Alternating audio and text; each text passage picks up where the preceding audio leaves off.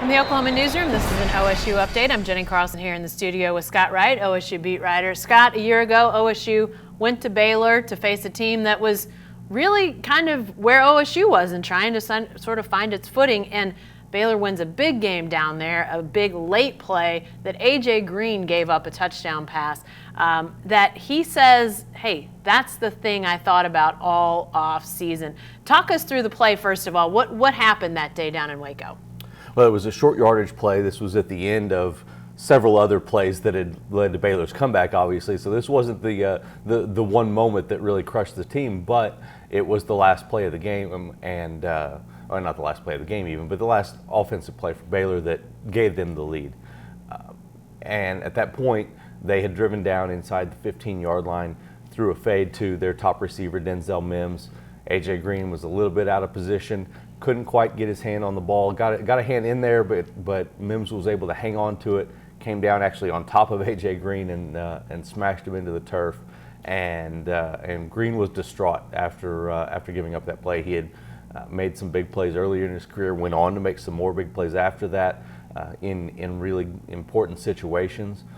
But that was a devastating play for him as a cornerback to give up a game-winning touchdown, and it stuck with him all through the offseason. Well, let's talk about that. What does he say about the impact of that play? Because, in this league, cornerbacks, they are faced with those sorts of moments a lot because so many passing teams, so many great offenses, you're going to get scored on occasionally. You're going to give up those big plays. Why was this one so memorable, meant so much for A.J. Green?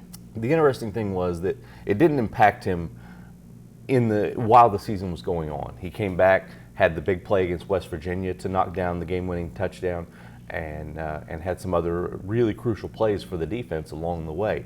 But once he got to the offseason and when he thought back about his year, that was the moment that stuck out. That Denzel Mims touchdown right in front of him, that was a game that Oklahoma State had in their grasp and let Baylor back in it.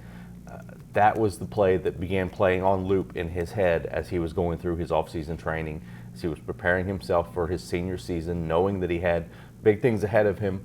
That was what drove him. He's a really hard worker naturally, and that was a moment that continually pushed him throughout the season, was not thinking about what he did well, but thinking about that one failure in particular that drove him through his offseason.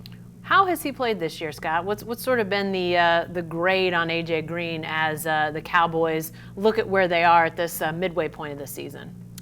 You would have to grade him out pretty high. I would go in the B plus to an A minus type of range, somewhere in that area. He's been really solid. He hasn't been targeted a lot. People have tried to stay away from him for the most part. He's given up a couple of plays here and there, but that's going to happen in this league when people are throwing the ball as much as they are and have as many talented wide receivers as they do. So those moments are going to come, but he's limited them for the most part, and he's been really solid in coverage, and he's a guy that looks like he's got a chance to maybe go make some money and play in the NFL next year. All right, Baylor comes to Stillwater. It's a 3 p.m. start on Saturday.